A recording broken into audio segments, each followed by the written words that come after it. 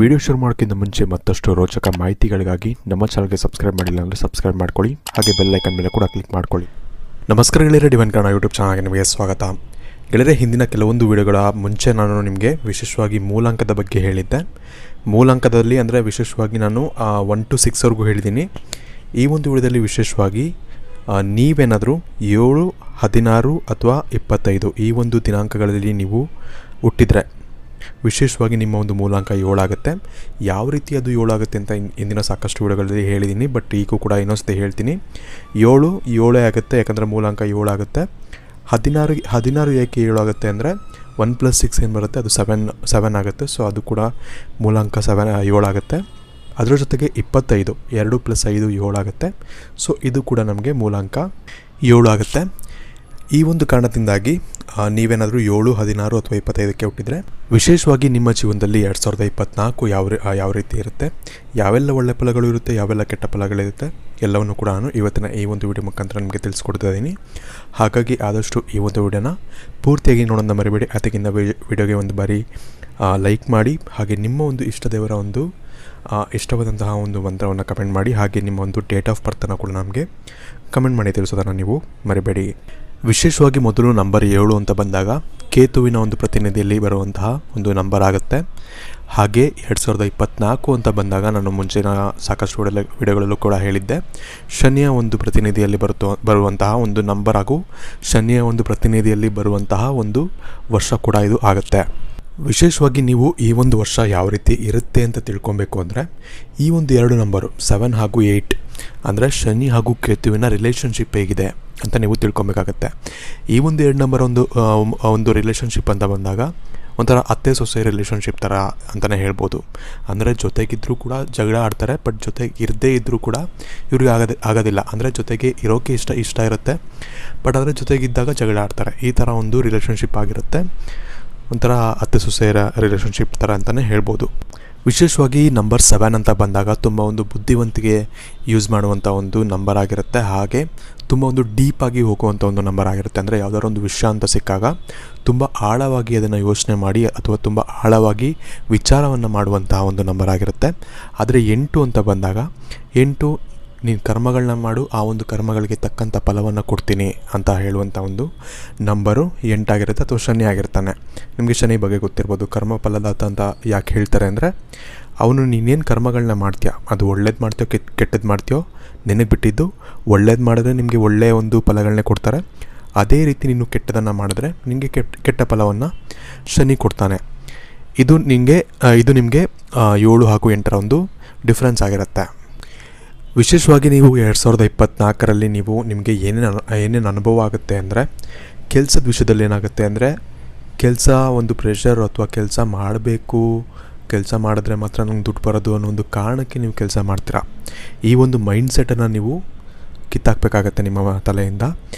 ಏನಕ್ಕೆ ನೀವು ಕೆಲಸ ಮಾಡಬೇಕು ಅಂದರೆ ಒಂದು ರೆಸ್ಪಾನ್ಸಿಬಿಲಿಟಿ ಇದೆ ಅನ್ನೋ ಒಂದು ಲೆಕ್ಕದಲ್ಲಿ ನೀವು ಕೆಲಸವನ್ನು ಮಾಡಬೇಕು. ಹಾಗೆ ಇಂಟ್ರೆಸ್ಟ್ ಇಟ್ಕೊಂಡು ನೀವು ಕೆಲಸವನ್ನು ಮಾಡಬೇಕು.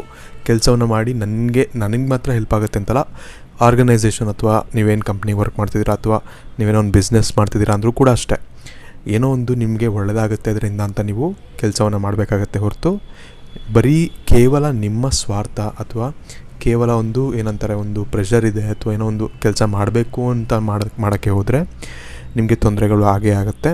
ಹಾಗಾಗಿ ಇದೊಂದು ವಿಷಯವನ್ನು ನೀವು ನೆನ್ಪಿಟ್ಕೊಬೇಕಾಗತ್ತೆ. ಅಂದರೆ ನಿಮ್ಮ ಮೈಂಡ್ಸೆಟನ್ನು ಸ್ವಲ್ಪ ಸರಿ ಮಾಡ್ಕೊಬೇಕಾಗತ್ತೆ. ಅಂದರೆ ವಿಶೇಷವಾಗಿ ನೀವೇನು ಮಾಡ್ಬೋದು ಅಂದರೆ ಏನೇ ಒಂದು ಕೆಲಸ ಮಾಡ್ತಿದ್ದೀನಿ ಅಂದರೂ ಕೂಡ ಅದನ್ನು ಸೇವೆ ಥರ ಮಾಡ್ತಿದ್ದೀನಿ, ಒಂದು ಸೇವೆ ಮಾಡ್ತಿದ್ದೀನಿ ಅಂತ ನೀವು ಮನಸ್ಸಲ್ಲಿ ಅಂದ್ಕೊಂಡ್ರೆ ತುಂಬಾ ಒಂದು ಒಳ್ಳೇದು ಅಂತಲೇ ಹೇಳ್ಬೋದು. ನಿಮ್ಮ ಮೈಂಡ್ಸೆಟ್ ಕೂಡ ಈ ರೀತಿ ನೀವು ಸೆಟ್ ಮಾಡ್ಕೊಬೋದು. ಇದರಿಂದ ನಿಮಗೆ ಸಾಕಷ್ಟು ಒಂದು ಒಳ್ಳೆಯದಾಗುತ್ತೆ ಈ ಒಂದು ವರ್ಷದಲ್ಲಿ ಅಂತ ಹೇಳ್ಬೋದು. ವಿಶೇಷವಾಗಿ ಈ ಒಂದು ನಂಬರ್ ಅವ್ರಿಗೆ ಈ ಒಂದು ವರ್ಷ ಮಾತ್ರ ಅಂತಲ್ಲ, ನಿಮಗೆ ಶಾರ್ಟ್ಕಟ್ಸ್ ಅನ್ನೋದು ಮಾಡೇ ಇಲ್ಲ. ನೀವು ಶಾರ್ಟ್ಕಟ್ಟಲ್ಲಿ ಯಾವುದೇ ಒಂದು ದಾರಿಯನ್ನು ಹುಡ್ಕೊಂಡೋದ್ರೂ ಕೂಡ ಅದು ನಿಮಗೆ ಶಾರ್ಟ್ ಟರ್ಮಲ್ಲಿ ಅಂದರೆ ಆ ಒಂದು ಪರಿಸ್ಥಿತಿ ಅಥವಾ ಆ ಒಂದು ಸಿಚುವೇಷನಲ್ಲಿ ನಿಮಗೆ ಏನೋ ಒಂದು ಲಾಭವನ್ನು ಕೊಡ್ಬೋದು, ಬಟ್ ಅದು ನಿಮಗೆ ತುಂಬ ಒಂದು ಪ್ರಾಬ್ಲಮ್ಮನ್ನು ನಿಮ್ಮ ಲೈಫಲ್ಲಿ ಮಾಡುತ್ತೆ ಅಂತಲೇ ಹೇಳ್ಬೋದು. ಈ ಒಂದು ಕಾರಣದಿಂದಾಗಿ ಯಾವುದೇ ಒಂದು ವಿಚಾರದಲ್ಲಿ ಒಂದು ಚಿಕ್ಕ ಒಂದು ಹೋಮ್ವರ್ಕ್ ಮಾಡೋದ್ರಲ್ಲೂ ಕೂಡ ನೀವೇನಾದರೂ ಒಂದು ಶಾರ್ಟ್ಕಟ್ಟನ್ನು ಹುಡ್ಕೊಂಡ್ರೂ ಕೂಡ ಅದರಿಂದ ತುಂಬ ತೊಂದರೆ ಆಗುತ್ತೆ. ಅಂದರೆ ತುಂಬ ಜನ ಈ ಒಂದು ಶಾರ್ಟ್ಕಟ್ಟಿಂದ ಒಂದು ದುಡ್ಡು ಮಾಡಬೇಕು ಅಂತ ಕೂಡ ಅಂದ್ಕೊಂಡಿರ್ತಾರೆ. ಈ ಥರ ಮಾಡೋದ್ರಿಂದ ಕೂಡ ನಿಮಗೆ ಸ್ವಲ್ಪ ದಿನ ನಿಮಗೆ ಅದರಿಂದ ಲಾಭ ಸಿಗುವಂಥ ಸಾಧ್ಯತೆಗಳು ಕಾಣಿಸ್ಬೋದು. ಬಟ್ ಹೋಗ್ತಾ ಹೋಗ್ತಾ ನಿಮಗೆ ಅದರಿಂದ ಲಾಸಸ್ಸೇ ಆಗುತ್ತೆ ಹೊರತು ನಿಮಗೆ ಏನು ಕೂಡ ಲಾಭ ಆಗೋದಿಲ್ಲ. ಈ ಒಂದು ಕಾರಣದಿಂದಾಗಿ ಈ ಒಂದು ವರ್ಷ ಮಾತ್ರ ಅಂತಲ್ಲ, ಅಥವಾ ಬರುವ ಒಂದು ವರ್ಷ ಮಾತ್ರ ಅಲ್ಲ, ನಿಮ್ಮ ಒಂದು ಜೀವನದಲ್ಲೇ ಇದೊಂದು ನೆನ್ಪಿಟ್ಕೊಂಬಿಡಿ. ನೀವು ಶಾರ್ಟ್ಕಟ್ಟಿಂದ ಯಾವುದೇ ಒಂದು ಕೆಲಸವನ್ನು ಮಾತ್ರ ಮಾಡೋಕ್ಕೆ ಹೋಗಬೇಡಿ. ವಿಶೇಷವಾಗಿ ಈ ಒಂದು ವರ್ಷ ಅಂತ ಬಂದಾಗ ಯಾವ್ಯಾವ ಒಂದು ಬಿಸ್ನೆಸ್ ಅಥವಾ ಯಾವ್ಯಾವ ಒಂದು ಕ್ಷೇತ್ರದಲ್ಲಿ ಒಳ್ಳೆಯದಾಗುತ್ತೆ ಅನ್ನೋ ಒಂದು ವಿಷಯಕ್ಕೆ ಬಂದರೆ, ರಿಸರ್ಚ್ ರಿಲೇಟೆಡ್ ಕೆಲಸ ಮಾಡೋರಿಗೆ, ಅಂದರೆ ಸೈಂಟಿಸ್ಟ್ಗಳಾಗಲಿ ಅಥವಾ ವಿಶೇಷವಾಗಿ ಸೈಂಟಿಸ್ಟ್ಗಳು ಅಥವಾ ಏನಾದರೂ ಒಂದು ರಿಸರ್ಚ್ ಆರ್ಗನೈಸೇಷನ್ಗಳಿರ್ತವೆ, ಅಂಥವ್ರಿಗೆಲ್ಲ ತುಂಬ ಒಂದು ಒಳ್ಳೆಯ ಒಂದು ವರ್ಷ ಅಂತಲೇ ಹೇಳ್ಬೋದು. ಇದ್ರ ಜೊತೆಗೆ ಆಸ್ಟ್ರಾಲಜಿ ರಿಲೇಟೆಡ್ ಯಾರಾದರೂ ಒಬ್ಬರು ಕೆಲಸದಲ್ಲಿದ್ದಾರೆ, ಅಥವಾ ನ್ಯೂಮರಾಲಜಿ ಅಥವಾ ರೇಖಿ ಹೀಲಿಂಗು, ಇಂಥ ಒಂದು ಕೆಲಸಗಳನ್ನ ಅಥವಾ ಇಂಥ ಒಂದು ವಿಷಯಗಳನ್ನ ನೀವು ತಿಳ್ಕೊಳ್ತೀರಾ, ಅದ್ರ ಮೇಲೆ ನೀವು ವರ್ಕ್ ಮಾಡ್ತೀರಾ ಅಂದರೆ ನಿಮಗೂ ಕೂಡ ಇದು ಒಳ್ಳೆಯ ಒಂದು ವರ್ಷ ಅಂತಲೇ ಹೇಳ್ಬೋದು. ಇದರ ಜೊತೆಗೆ ಟೀಚಿಂಗ್ ಇದ್ದವ್ರಿಗೂ ಅಷ್ಟೇ ತುಂಬ ಒಂದು ಚೆನ್ನಾಗಿರುವಂಥ ಒಂದು ವರ್ಷ ಅಂತಲೇ ಹೇಳ್ಬೋದು. ಇದರ ಜೊತೆಗೆ ನೀವೇನಾದರೂ ಒಂದು ರಿಯಲ್ ಎಸ್ಟೇಟ್ ಏಜೆನ್ಸಿ ಅಥವಾ ರಿಯಲ್ ಎಸ್ಟೇಟಲ್ಲಿ ನೀವು ವರ್ಕ್ ಮಾಡ್ತಿದ್ದೀರಾ, ಅಥವಾ ರಿಯಲ್ ಎಸ್ಟೇಟ್ ರಿಲೇಟೆಡ್ ಏನಾದರೂ ವರ್ಕ್ ಮಾಡ್ತಿದ್ದೀರಾ ಅಂದರೆ ನಿಮಗೂ ಕೂಡ ಚೆನ್ನಾಗಿದೆ. ಅದ್ರ ಜೊತೆಗೆ ಫಿಲಮ್ ಇಂಡಸ್ಟ್ರಿ ಅವ್ರಿಗೂ ಕೂಡ, ಅಂದರೆ ಫಿಲಮ್ ಇಂಡಸ್ಟ್ರಿಯಲ್ಲಿ ಯಾವುದೇ ಒಂದು ಪೊಸಿಷನಲ್ಲಿ ನೀವು ಇದ್ದರೂ ಕೂಡ ನಿಮಗೆ ಒಳ್ಳೆಯ ಒಂದು ವರ್ಷ ಆಗಿರುತ್ತೆ ಅಂತಲೇ ಹೇಳ್ಬೋದು. ವಿಶೇಷವಾಗಿ ಈ ಒಂದು ವರ್ಷ ಮಾಡಬೇಕಾದಂತಹ ಅಥವಾ ತಲೆಯಲ್ಲಿ ಇಟ್ಕೊಬೇಕಾದಂತಹ ಇನ್ನೊಂದು ಕೆಲಸ ಅಥವಾ ಇನ್ನೊಂದು ವಿಷಯ ಅಂತ ಹೇಳಿದ್ರೆ ಆಲ್ಮೋಸ್ಟ್ ಎಲ್ಲ ನಂಬರ್ಗಳಿಗೂ ಕೂಡ ಹೇಳ್ಕೊಂಬಂದಿದ್ದೀನಿ. ಯಾಕಂದರೆ ಈ ಒಂದು ವರ್ಷ ವಿಶೇಷವಾಗಿ ಶನಿಯ ಒಂದು ಪ್ರಧಾನತೆಯಲ್ಲಿ ಇರುವಂತಹ ಒಂದು ವರ್ಷ ಆಗಿರೋದ್ರಿಂದ ಏನಾಗುತ್ತೆ ಅಂದರೆ, ಶನಿ ಟೆಸ್ಟ್ ಮಾಡ್ತಾನೆ. ಸ್ಟಾರ್ಟಿಂಗಲ್ಲಿ ಎಕ್ಸಾಮ್ ಕೊಡ್ತಾನೆ, ಲಾಸ್ಟಲ್ಲಿ ಅದ್ರ ರಿಸಲ್ಟ್ ಕೊಡ್ತಾನೆ. ಅದೇ ರೀತಿ ನಿಮ್ಮ ಜೀವನದಲ್ಲೂ ಆಗುತ್ತೆ. ಎಲ್ಲರ ಒಂದು ನಂಬರಲ್ಲೂ ಕೂಡ ಇದು ಕಾಮನ್ ಅಂತಲೇ ಹೇಳ್ಬೋದು. ಏನಾಗುತ್ತೆ ಅಂದರೆ, ಸ್ಟಾರ್ಟಿಂಗಲ್ಲಿ ನಿಮಗೆ ಕಷ್ಟಗಳು ಅಥವಾ ಪ್ರಾಬ್ಲಮ್ಸ್ಗಳು, ಅಥವಾ ನೀವು ಯಾವ ರೀತಿ ರಿಯಾಕ್ಟ್ ಮಾಡ್ತೀರಾ, ಯಾವ ರೀತಿ ಕರ್ಮಗಳು ಮಾಡ್ತೀರಾ ಅನ್ನೋದನ್ನ ನೋಡ್ತಾ ಇರ್ತಾನೆ. ನೀವು ಒಳ್ಳೆ ಕರ್ಮಗಳನ್ನ ಮಾಡಿದ್ರೆ ಅಂದರೆ ನೀವು ಬಚಾವಾಗ್ತೀರಾ, ಲಾಸ್ಟಲ್ಲಿ ನಿಮಗೆ ಒಳ್ಳೆಯ ಒಂದು ಫಲಗಳನ್ನ ಕೂಡ ಕೊಡ್ತಾನೆ. ಅದೇ ನೀವು ಕೆಟ್ಟ ಕರ್ಮಗಳು ಅಥವಾ ಏನೋ ಒಂದು ಕೆಟ್ಟ ಕೆಲಸಗಳನ್ನ ಮಾಡ್ತಿದ್ದೀರಾ ಅಂದರೆ ಅದಕ್ಕೆ ತಕ್ಕಂಥ ಒಂದು ಶಿಕ್ಷೆ ಏನು ಕೊಡಬೇಕು ಅದನ್ನು ಮುಂದೆ ಹೋಗ್ತಾ ನಿಮಗೆ ಅದರ ಒಂದು ಶಿಕ್ಷೆಯನ್ನು ಕೊಡ್ತಾನೆ ಅಂತ ಹೇಳ್ಬೋದು. ಈ ಒಂದು ಕಾರಣದಿಂದಾಗಿ ಆದಷ್ಟು ಒಳ್ಳೆಯ ಕರ್ಮಗಳನ್ನ ಮಾಡಿ ನಿಮಗೆ ಸಾಕಷ್ಟು ಒಂದು ಒಳ್ಳೆಯ ಒಂದು ಫಲಗಳು ಕೂಡ ಸಿಗುತ್ತೆ ಅಂತ ಹೇಳ್ಬೋದು. ಇನ್ನೊಂದು ವಿಷಯ ಏನಪ್ಪ ಅಂದರೆ, ನಿಮಗೆ ವಿಶೇಷವಾಗಿ ಈ ಒಂದು ನಂಬರ್ ಅವ್ರಿಗೆ ಈ ಒಂದು ವರ್ಷ ನೀವೇನಾದರೂ ಒಂದು ಹೊಸ ಬಿಸ್ನೆಸ್ ಸ್ಟಾರ್ಟ್ ಮಾಡ್ತಿದ್ದೀರಾ ಅಂದರೆ ಆದಷ್ಟು ಅವಾಯ್ಡ್ ಮಾಡಿ. ನಿಮ್ಗೆ ಯಾಕಂದರೆ ಅಷ್ಟೊಂದು ಸಕ್ಸಸ್ಫುಲ್ ಆಗುತ್ತೆ ಅಂತ ಆಗಬೇಕಾದಂಥ ಒಂದು ಫಲಗಳು ಇಲ್ಲ.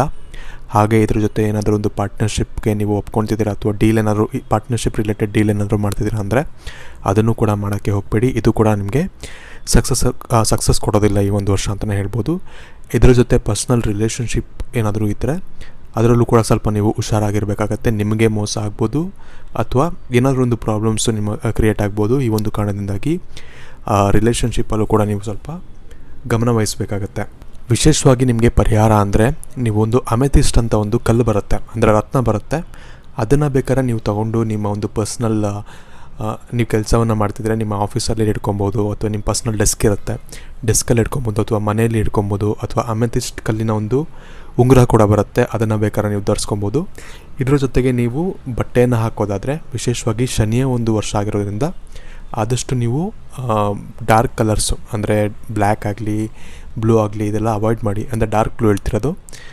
ಆದರೆ ನೀವು ಲೈಟ್ ಕಲರ್ಸು ಲೈಟ್ ಯೆಲ್ಲೋ ಆಗಲಿ ಅಥವಾ ಬ್ಲೂ ಆಗಲಿ ಸ್ಕೈ ಬ್ಲೂ ಆಗಲಿ ಇಂಥ ಕಲರ್ಸ್ನ ನೀವು ಹಾಕೋದ್ರಿಂದ ನಿಮಗೆ ಶನಿಯಿಂದ ಬರಬಹುದಂಥ ಒಂದು ಕೆಟ್ಟ ಪ್ರಭಾವಗಳು ಕಮ್ಮಿ ಆಗುತ್ತೆ ಅಂತ ಹೇಳ್ಬೋದು. ಸೊ ಮೂಲಾಂಕ 7ರ ಬಗ್ಗೆ ನಾನು ಆಲ್ಮೋಸ್ಟ್ ಎಲ್ಲ ವಿಷಯಗಳನ್ನ ತಿಳಿಸಿದ್ದೀನಿ. ಸೊ ವಿಡಿಯೋ ಇಷ್ಟ ಆಗಿರೋ ಲೈಕ್ ಮಾಡಿ, ಶೇರ್ ಮಾಡಿ. ಹಾಗೆ ನೀವಿನ್ನೂ ನಮ್ಮ ಚಾನಲ್ಗೆ ಸಬ್ಸ್ಕ್ರೈಬ್ ಮಾಡಿಲ್ಲ ಅಂದರೆ ಸಬ್ಸ್ಕ್ರೈಬ್ ಮಾಡ್ಕೊಳ್ಳಿ. ಹಾಗೆ ಮುಂಚೆನೇ ಹೇಳಿದಾಗೆ ನಿಮ್ಮ ಒಂದು ಡೇಟ್ ಆಫ್ ಬರ್ತ್ ಏನಿದೆ ಅದನ್ನು ನಮಗೆ ಕಮೆಂಟ್ ಮಾಡಿ ತಿಳಿಸೋದನ್ನು ನೀವು ಮರಿಬೇಡಿ. ಅದರ ಜೊತೆಗೆ ಈ ಒಂದು ವಿಡಿಯೋನ ನೀವು ವಿಶೇಷವಾಗಿ ನಿಮ್ಮ ಫ್ರೆಂಡ್ಸ್ ಹಾಗೂ ಫ್ಯಾಮಿಲಿಯ ಜೊತೆ ಕೂಡ ನೀವು ಶೇರ್ ಮಾಡ್ಕೊಳ್ಳೋದನ್ನ ಮರಿಬೇಡಿ.